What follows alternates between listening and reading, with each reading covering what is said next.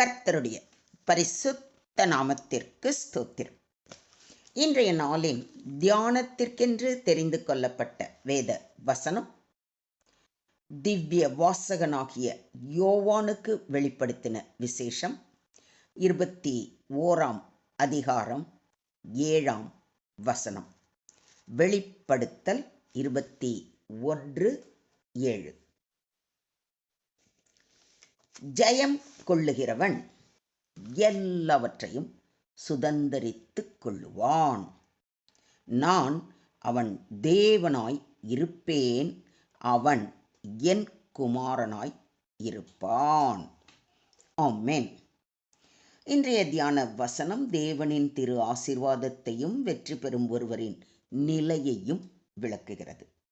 இதை குறித்து சற்று விரிவாக தியானிப்போம். இங்கு ஜெயம் கொள்ளுகிறவன் என்று சொல்லப்பட்டிருப்பதை கவனியுங்கள்.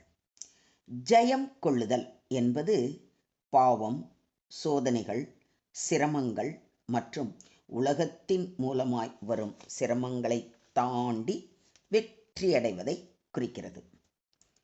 முதலாவது, பாவத்துக்கு எதிரான வெற்றி.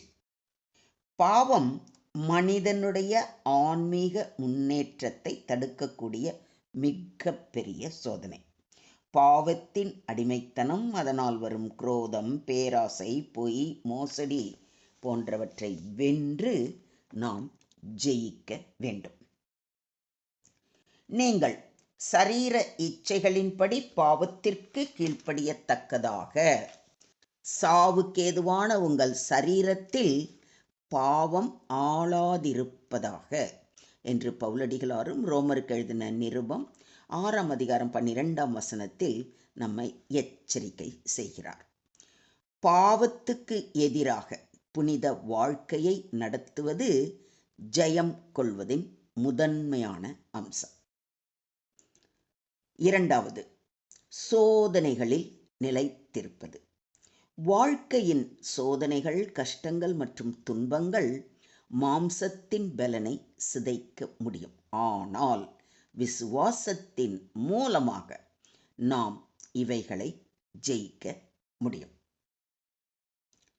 சோதனையை சகிக்கிற மனுஷன் பாக்கியவான், அவன் உத்தமன் என்று விளங்கின பின்பு கர்த்தர் தம்மிடத்தில் அன்பு கூறுகிறவர்களுக்கு வாக்குத்தத்தம் பண்ணின ஜீவ கிரீடத்தை பெறுவான் என்று அப்போஸ்தலனாகிய யாக்கோபும் தம்முடைய நிருபத்தில் மிக தெளிவாக குறிப்பிடுகிறார். மூன்றாவது, சாத்தானின் வேலைகளுக்கு எதிரான வெற்றி.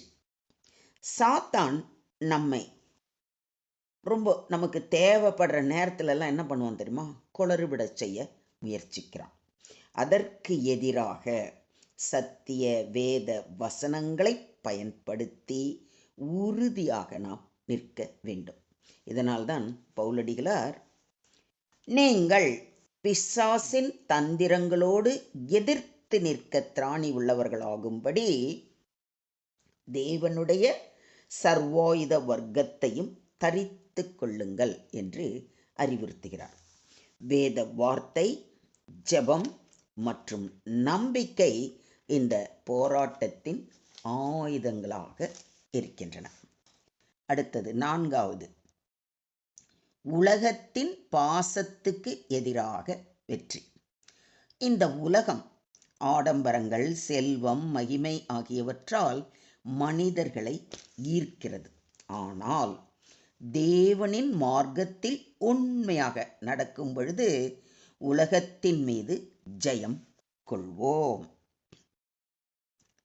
உலகத்திலும் உலகத்தில் உள்ளவைகளிலும் அன்பு கூறாதிருங்கள்.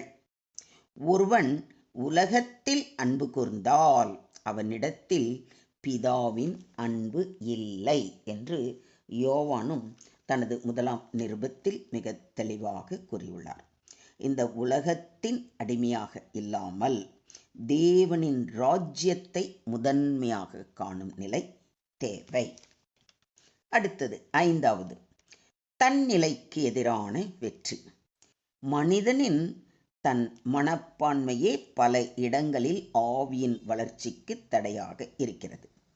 தன்னை வெறுத்து சிலுவையை ஏற்றுக்கொண்டு நடப்பதே தேவன் அழைக்கின்ற பாதை.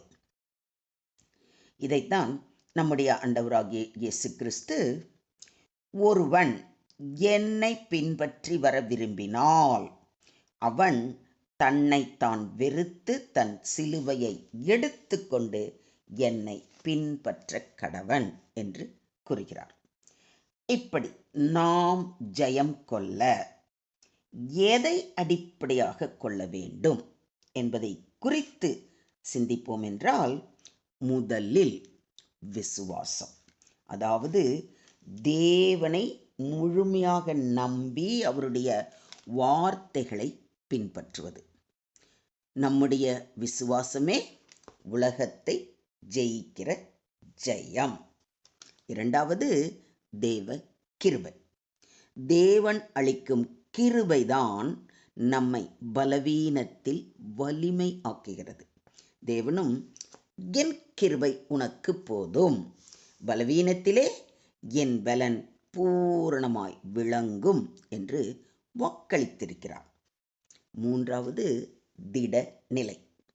சோதனைகளிலும் தடைகளிலும் உறுதியாக நின்று தேவனின் வழியில் தொடர வேண்டும்.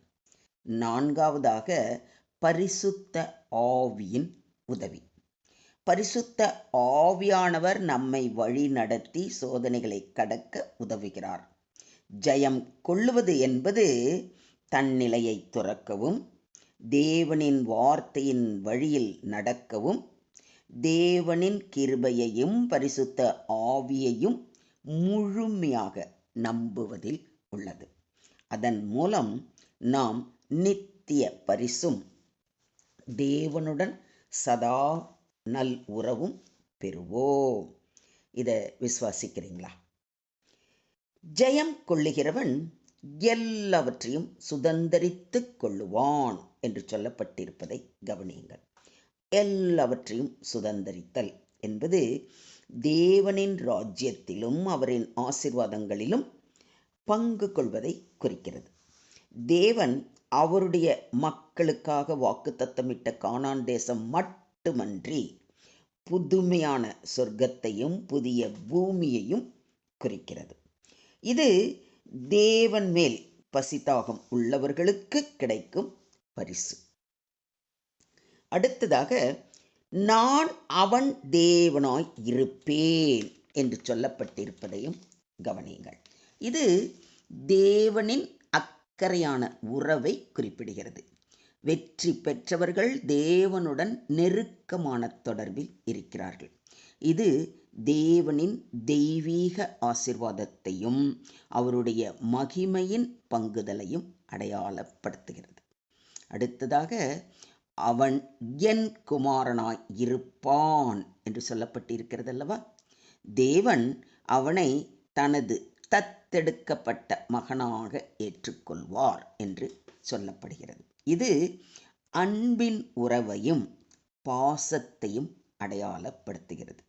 தேவனுடைய பிள்ளைகளாக இருந்தால் அவர்கள் விசுவாசத்தின் மூலமாக மிகுந்த ஆசீர்வாதங்களையும் சுதந்திரத்தையும் அனுபவிக்க முடியும். நாம் பிள்ளைகளானால் சுதந்திரரும் ஆமே. தேவனுடைய சுதந்திரரும் கிறிஸ்துவுக்கு உடன் சுதந்திரரும் ஆமே. கிறிஸ்துவுடனே கூட நாம் மகிமைப்படும்படிக்கு அவருடனே கூட பாடுபட்டால் அப்படியாகும் என்று அப்போஸ்தலனாகிய பவுல் கூறுவதை ரோமருக்கு எழுதின நிருபம் 8ஆம் அதிகாரம் 17ஆம் வசனத்தில் வாசிக்கிறோம். இன்றைய தியான வசனம் வேத புத்தகத்தின் முடிவில் வரும் பகுதி. புதிய எருசலேமின் வெளிப்பாடு மற்றும் தேவனின் மகிமையான வருகையையும் குறிப்பிடுகிறது. இது ஜெயம் கொள்ளுபவர்களின் நித்திய வாழ்வையும் அவர்களுக்கான உறுதியான வாக்குத்தத்தத்தையும் அளிக்கிறது. நாம் விசுவாசமாகவும் திடமாகவும் இருக்கும் பொழுது தேவனின் ராஜ்யத்திலும் அவருடைய மகிமையிலும் பங்கு பெறுவோம். இதை விசுவாசிக்கிறீங்களா? இன்று தேவனுடைய பாதம் அமர்ந்து நாம் ஜெயம் கொள்ளுவர்களாக மாற அவரது வார்த்தைகளை அனுதினமும் வாசித்து தியானித்து அதன்படி நடப்போம். அவரே நம்மை அவருடைய பிள்ளைகளாக ஏற்றுக்கொண்டு நித்திய ஜீவனை அடைய கிருபை செய்வாராக. தேவனுக்கே மகிமை உண்டாவதாக. ஆமேன், ஆமேன், ஆமென்.